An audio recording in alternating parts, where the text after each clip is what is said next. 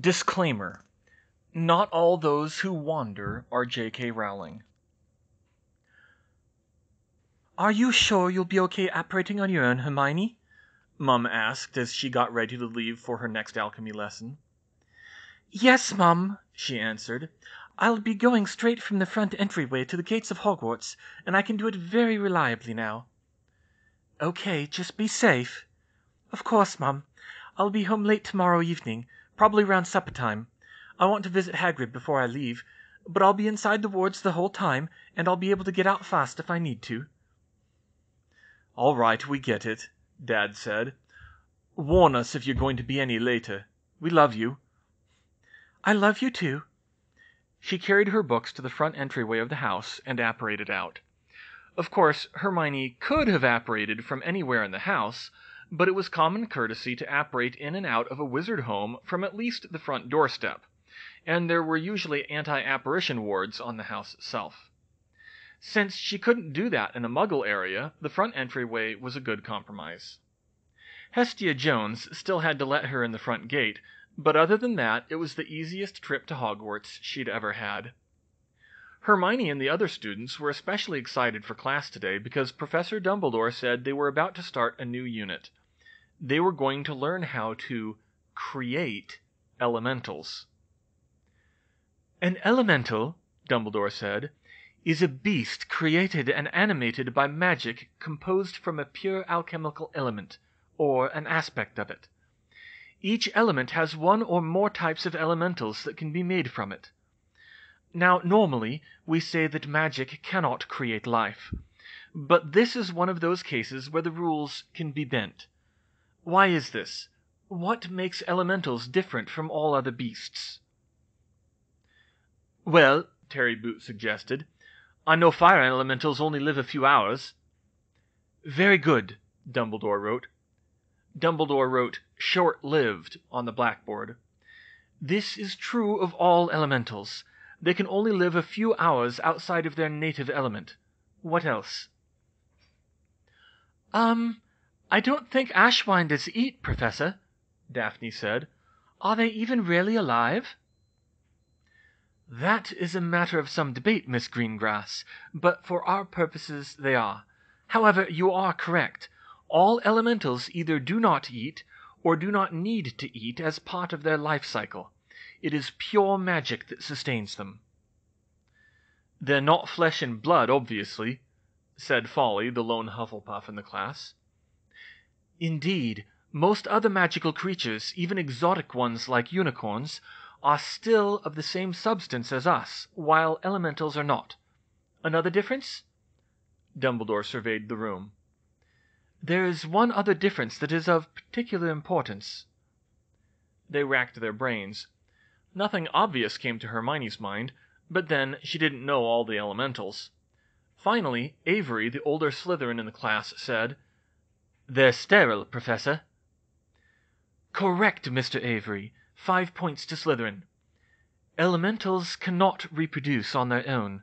The ashwinder, you might object, lays eggs, but its eggs are sterile, and this is the key difference. Magic can create life through the elementals, but it is not self-sustaining life. It lives only a few hours, and it can produce no issue. Now, who was the first alchemist to fully study and categorize the elementals?" he asked.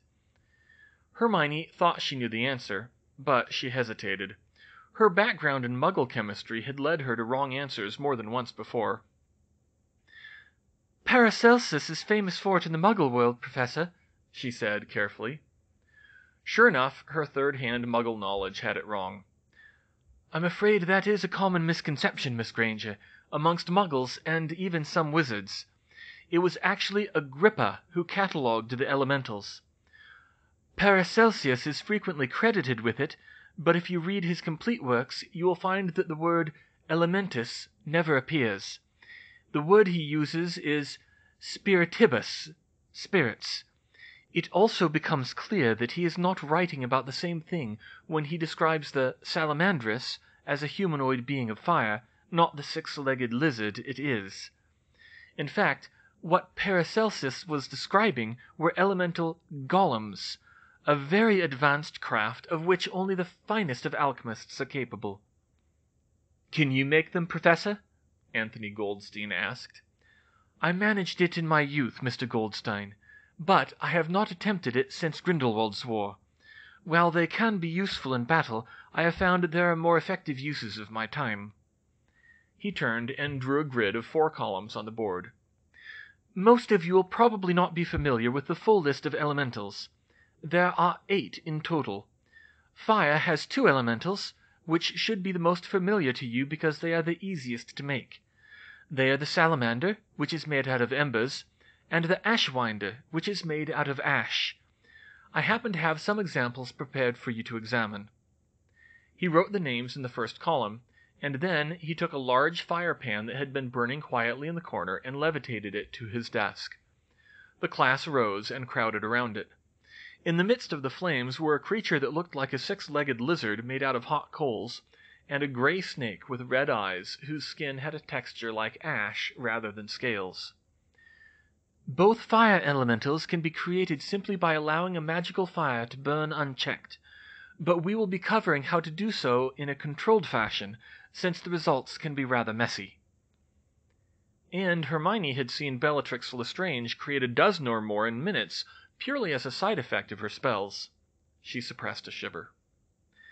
"The other elementals are more difficult to create and are not as well known, but they are equally useful in terms of producing potions ingredients and other applications." Dumbledore put back the fire pan and uncovered an aquarium. "There are 2 water elementals, which mirror the fire elementals. The frost salamander, which is made of ice, and the anguilla, which is made from pure water." Hermione looked and saw that the names were quite apt. The frost salamander also looked like a 6-legged lizard, but made out of frosty ice, and the anguilla looked like a miniature version of the water tentacle from The Abyss, rising out of the surface of the water and waving around, with no visible body underneath. In water, it was completely invisible. "There is only one air elemental, the sprite, also known as the will-o'-the-wisp, which I have prepared here." Dumbledore here indicated a large bell jar in which a pale blue light flew around and around in the confined space. "And finally, there are 3 earth elementals." With a few flicks of his wand, the bell jar was replaced with a large terrarium. It had no plants like a typical terrarium, but 3 types of earth: gravel, sand, what Hermione soon determined was clay, and it also had 3 strange prehistoric-looking creatures in it. "These are the least familiar and most difficult elementals to make," Dumbledore said. "The creature of rock is the acantholith. It can be made from most types of rock, and it rolls in gravel to polish its body. Isolated from its habitat, it dies in a few hours when its exoskeleton fully crystallizes and crumbles into quartz." The acantholith was about 2 feet long and looked vaguely like a centipede, although it had only 16 legs. It seemed to be made of cut stones, with bits of quartz embedded in its carapace, which it rubbed against the gravel to scrape off. Each leg was a long, straight crystal spine, and it had a matching set of 16 spines on its back. "The creature of clay is the Keramica, which likewise must live in clay or its body will dry out. Within the clay, however, it is extremely durable and can reform its shape from almost any injury." The Keramica had a fat, barrel-shaped body about the size of a rabbit, with 8 stubby legs that curled without joints as it slowly crawled around its habitat. "And finally, the Sand Devil," he said. The last elemental looked almost like an amoeba made of shifting sand, extruding long, tentacle-like pseudopods. "It is unique among the elementals, even the anguilla, in that it does not have a coherent physical body. It can absorb and lose sand from its surroundings without difficulty. These are the full set of elementals, as can be proved using alchemical geometry." "Professor, what about phoenixes?" Daphne interrupted. "Aren't they creatures of fire? And they're even immortal. Aren't they elementals?" "Creatures of fire, yes, but of a very different kind, Miss Greengrass," Dumbledore said. "The phoenix is one of a very special class of creatures called a greater elemental, which share little with common elementals besides the name. Whereas a common elemental is something less than true life, a greater elemental is something more. They are flesh and blood, but they are also of their element. They are immortal, or near enough to it, and nearly impossible to kill. They have immense magical powers and a deep intelligence that is of a different kind to humans, but greater than most mere animals. In short, they are powerful forces of magic itself. Some say they are fueled by all the excess magic in the world that goes unused by wizard or beast, but that is far from proved. The phoenix is the greater fire elemental, and the other elements have their own. Does anyone care to venture a guess what they are? I'm not sure, but is the Thunderbird one of them, Professor? Cho asked. It is, Miss Chang. The Thunderbird is the greater air elemental. It controls storms as the phoenix controls fire. Another, perhaps? What of water? Hermione thought, but she couldn't remember any other creatures that were immortal, much less water-based, but Dumbledore continued to give them hints. A creature, one you might know, that is immortal, and very powerful, and very magical, and at one with the water, he said with a twinkle in his eye. Suddenly Anthony blurted it out. Bloody hell, the giant squid? The rest of the class gasped. It was absurd, but it seemed to have an air of truth to it. Very good, Mr. Goldstein. 10 points to Ravenclaw, Dumbledore answered with a smile. The giant squid in the Black Lake is an example of the greater water elemental, or, call it by its proper name, Kraken, or an even older name, Leviathan. Our giant squid dates back to the founding of the castle. It is a great deal larger than any mundane squid, and far older, and if you count its tentacles, you will find that you are not able to, for they shift as the water itself does. Hermione groaned softly. Miss Granger? Nothing, sir. I just think I might have nightmares about Cthulhu tonight. Dare I ask what the greater earth elemental is? You should not fear knowledge well used, Miss Granger, he replied in a scripted response. The greater earth elemental is the world serpent. Hermione's mouth opened, but no sound came out. She wasn't even sure how to express what was wrong with that sentence. Fortunately, Cho took up the slack. Wasn't Jormungandr supposed to be a sea serpent, though? It was, in myth, but there are stories of enormous serpents stretching miles in length in many cultures, though true world serpents are only a few hundred yards. Apep to the Egyptians, Agashur to the Indians, Zulong to the Chinese, the rainbow serpent to the Australians. Some were said to live in the sea and some on land, and certainly they move through the sea as well as they do the land, but they are fundamentally creatures of earth and stone, not of water. I've never even heard of them, Professor, Cho said. I am not surprised. The world serpents are nearly extinct. Only 4 or 5 remain in the world, all in remote sparsely populated regions with strong earth magic, where they mostly burrow underground. Perhaps there is simply not enough free magic in the world to sustain creatures of such size. Or perhaps wizards drove them out from civilization in antiquity, causing them to fade. Or perhaps there were never many of them, and the tales are exaggerated. We know so little about them that we cannot say. Well, that's surprising, Hermione thought, though not as unsettling as the giant Wait, a few hundred yards long and burrows underground? Did he just say we have sandworms in the magical world? Hermione did get over her sudden case of ophidiophobia soon enough to focus on more practical matters after supper. She was in a medieval mood after all the talk of elementals, and she decided it was time to work on her next crafts project. For this, however, she would need someone with intimate knowledge of the weapon in question, and there weren't many of those people around anymore. So, logically, she sought out a ghost. "Good evening, Sir Nicholas," she called. Nearly headless Nick turned to her and bowed respectfully, his head tottering. "Good evening, Miss Granger," he said. "Sir Nicholas, I was hoping I could ask for your help with something." Nick swelled with pride. She knew people rarely asked the ghosts for help. Certainly, Miss Granger. How may I help you? Can you teach me how to use a sword? A sword? He said in surprise. A noble calling, to be sure, but a very difficult one. A sword takes years of practice to master. I know, but I don't need to master it, she countered. I just need to be better at it than the Death Eaters. The ghost stopped and considered that for a minute, his face creased with concentration. She knew that ghosts had a hard time staying in touch with present-day reality, and he was trying to process this proposition with his 15th century values. Yes, I suppose that would be an advantage, he said slowly. Most wizards don't use swords in this day and age. Then he literally brightened and grew more eager. Excellent! I haven't had a chance to teach swordsmanship in centuries. So, the first thing is to decide what kind of sword you want. I hadn't really thought about it that much. What do you recommend? It depends on what you intend to use it for. If you merely want a sword for self-defense, then you will probably want a short sword or light arming sword, or, if you can wield a blade that long, a rapier.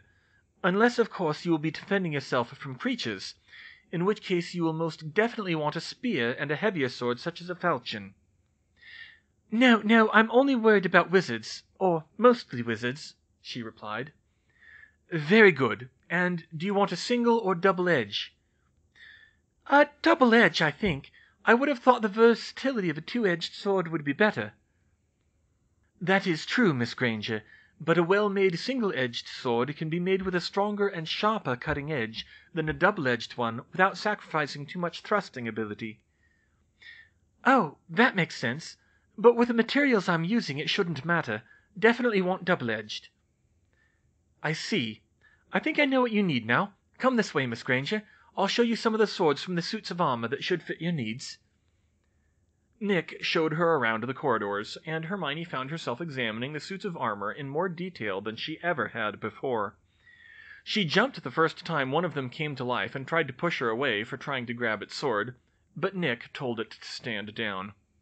The swords he showed her were remarkably consistent, at least to look at. They were smaller than she expected, the blades all right around 2.5 feet long, with a cruciform hilt just long enough to fit one gauntleted hand around it. Of course, appearance wasn't everything. They all had a different weight and balance, and Nick insisted that subtle differences could result in significant changes in cutting power and fighting style, but they still weren't quite sure what she was expecting. All of these swords seem a little on the small side, Sir Nicholas, she pointed out. At least, I haven't seen any really big ones. And why should that be a surprise, Miss Granger? Long swords require 2 hands, and witches and wizards never use 2-handed swords. You wouldn't go into battle without your wand, would you? Hermione blushed at missing such an obvious fact. Well, no, she said. But what about hand-and-a-half swords? Nick frowned. Hand-and-a-half?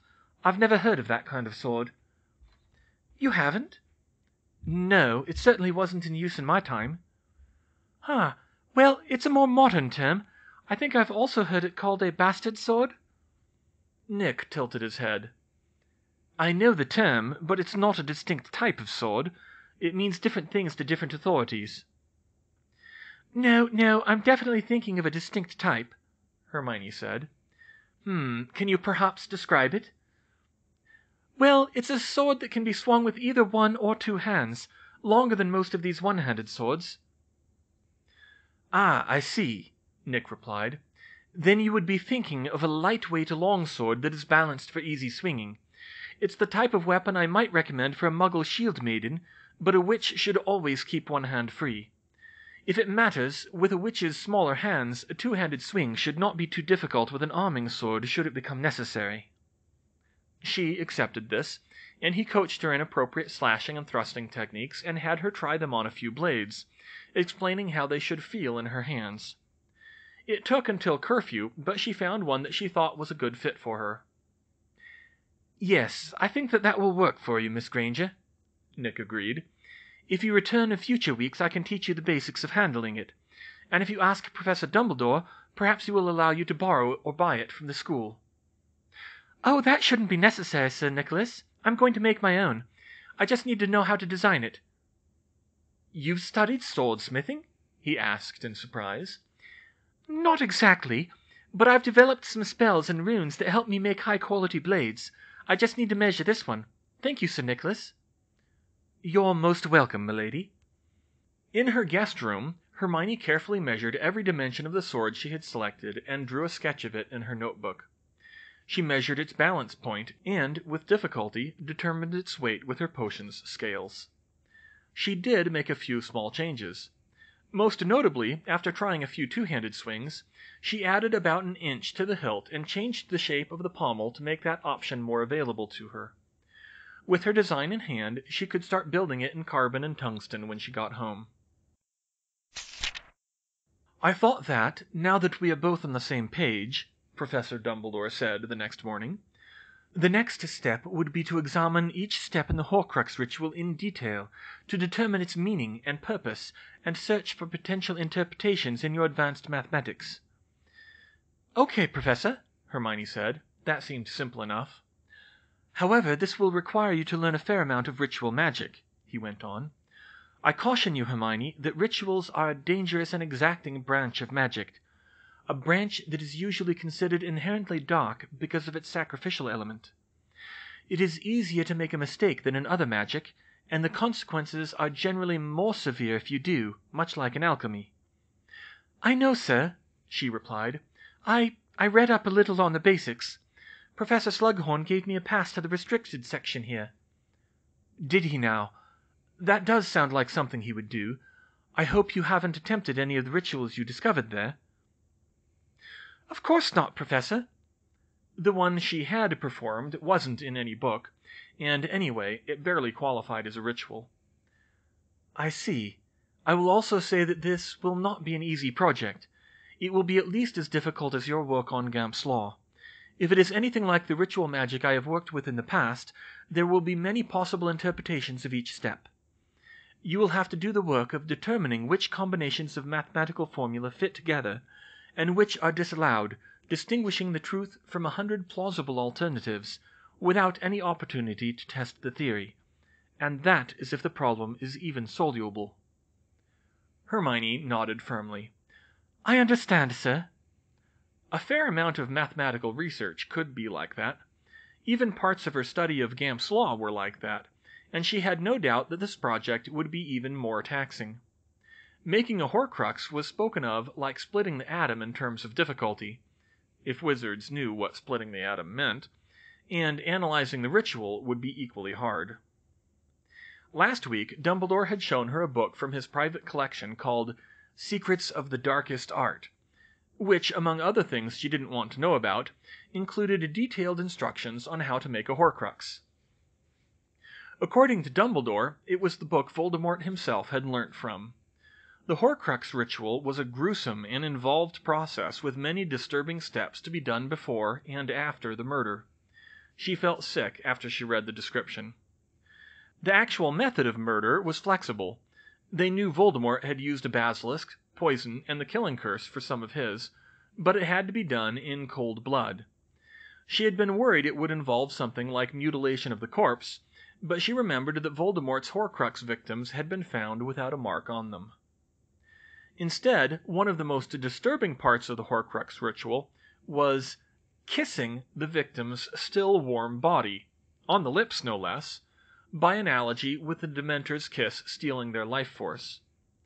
As such, the murder itself could be done by any method that left the victim's head intact. And it went on from there, including equally disturbing things like carving runes into one's own flesh without anesthetic. She was a little surprised Voldemort in his arrogance would tolerate such things. Since it was Herpo the Foul, the earliest recorded Parselmouth, who had invented the ritual, she supposed she shouldn't be surprised that another of the steps was biting the tail off a live snake and drinking its blood in a circle of runes, something that came from the iconography of the Ouroboros, although for a Parselmouth, doing that to an animal you could actually talk to was a whole other level of disturbing. Then there were several components of the ritual that the book said were meant to prepare the soul to be split in a controlled fashion, rather than being cracked as if by a blunt object. Hermione wasn't really sure what that even meant, nor how the listed steps related to that concept, except that it apparently required occlumency.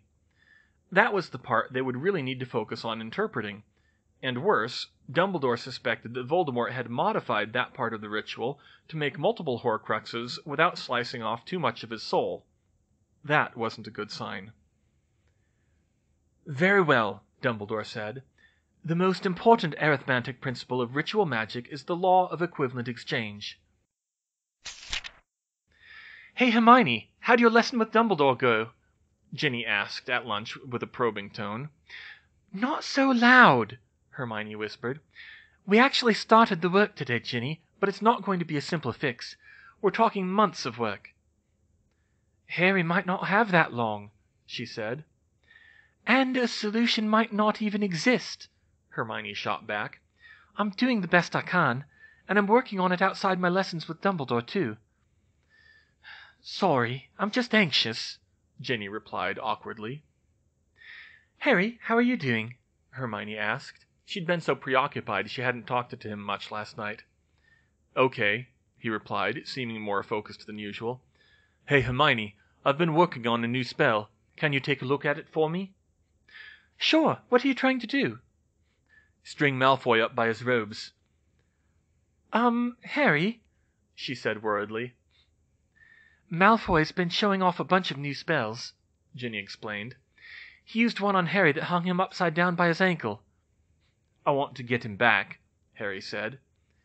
Hermione wasn't sure how to react to that.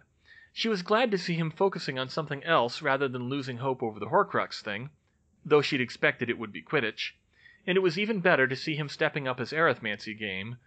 But still... "Did you see what spell he used?" she asked. "Could you reverse engineer it?"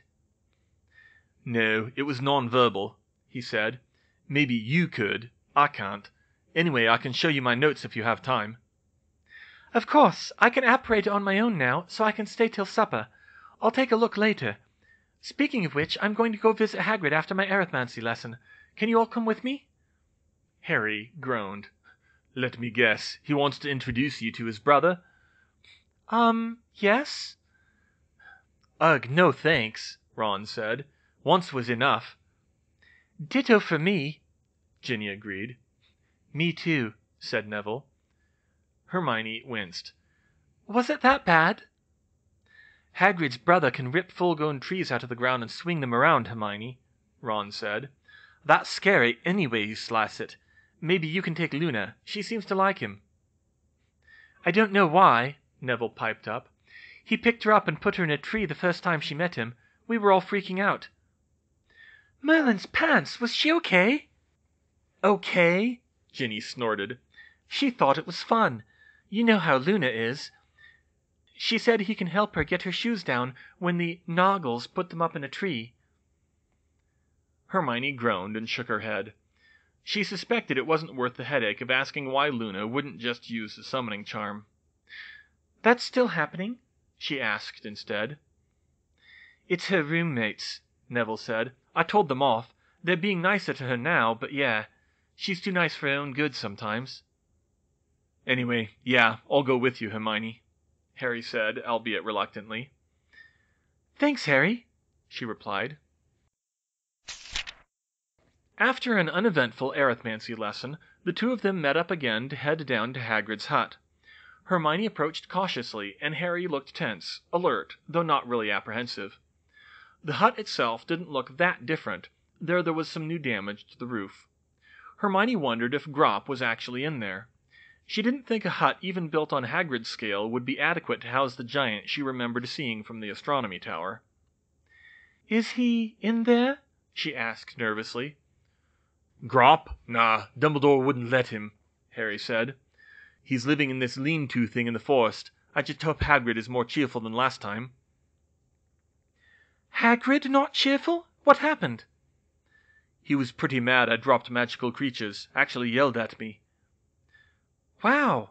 Hermione really hoped Hagrid was in a cheerful mood too. After seeing what he did to the Aurors, she did not want to see him angry. However, Harry didn't look too worried as he walked up to the door and loudly knocked on it. Hagrid quickly answered. "Harry, Hermione, afternoon," he said. Hermione thought he looked more tired than anything else. "I was wondering if you'd ever turn up." "Sorry, Hagrid," Hermione said. "I didn't have time before I got my apparition license." "Ah, right. Bet you passed that with flying colors, then." "It wasn't that hard, honestly. From what I've heard, a Muggle driving test is more difficult. How have you been, Hagrid?" To her surprise, Hagrid frowned, and tears welled in his eyes as he sat down. "Oh, it's been hard this year. I've been worried about Aragog." "Who's Aragog?" she asked. "A giant talking spider," Harry said. He leaned closer and whispered, "I haven't seen him, and I don't want to. Apparently, he's what Hagrid got expelled for." "I raised him from an egg, I did," Hagrid said. "But he's old now. He took ill over the summer. I've been trying to help him eat better. Got me some giant grubs for him to eat, but he ain't—" Then, without warning, he burst into tears. "Hagrid!" Hermione said. She stood on a chair so she could reach high enough to pat him on the shoulder. "We've been together so long," he sobbed. Hermione wasn't sure what to say. Hagrid had an unhealthy obsession with man-eating monsters, and she had a feeling everyone would be better off without a giant talking spider lurking in the forest.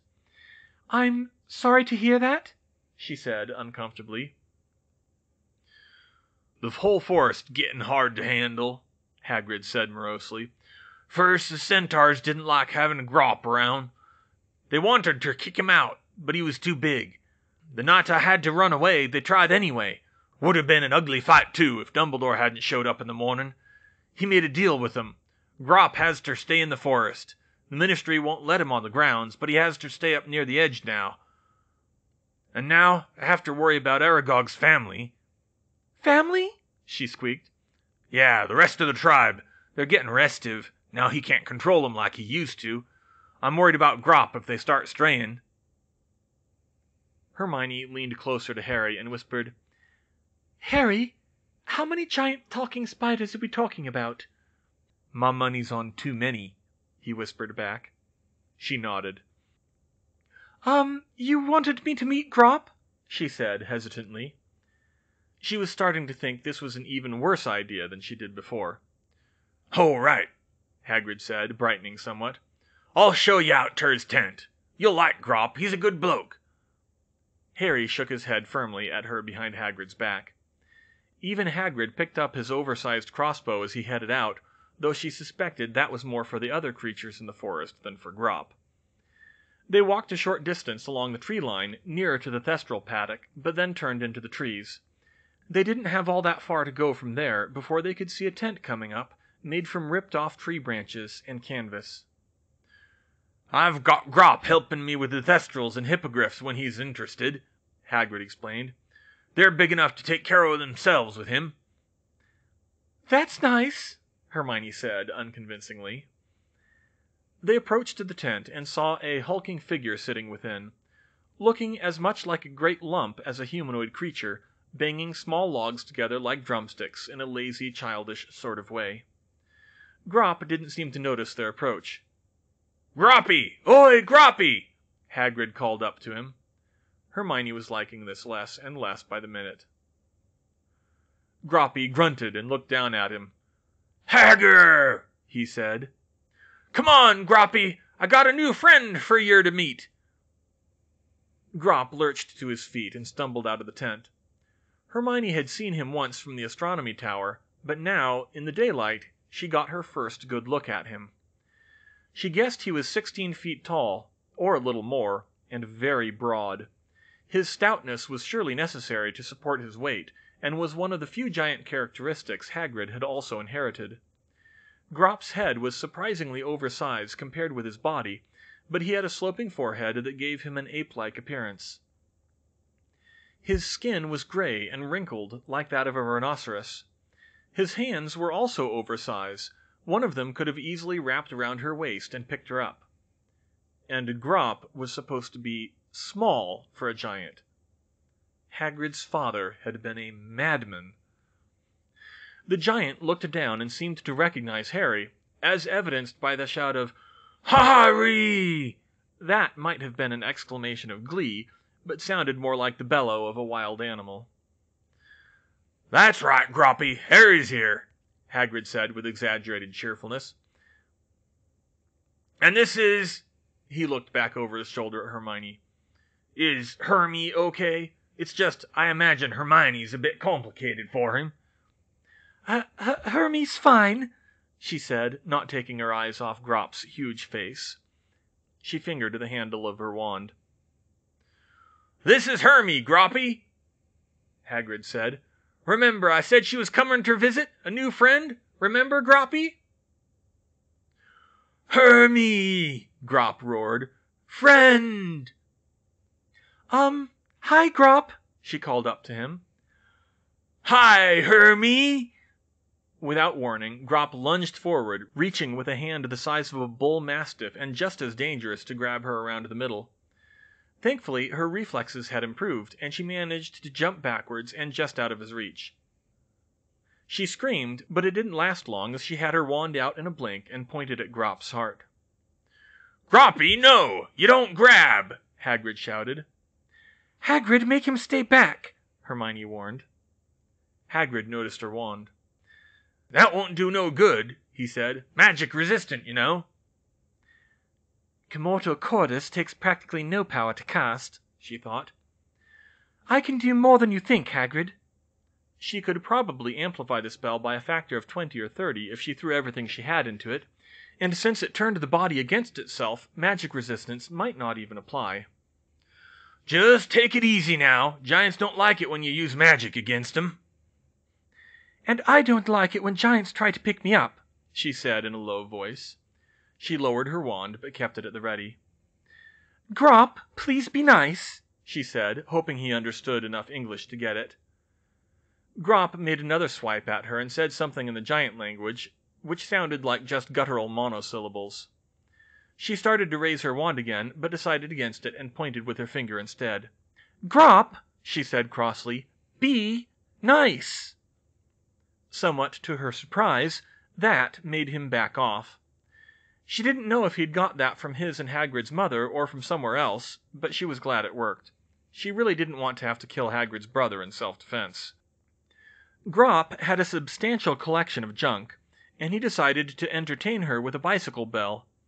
It was actually endearing in a way. He really did seem like an overgrown child.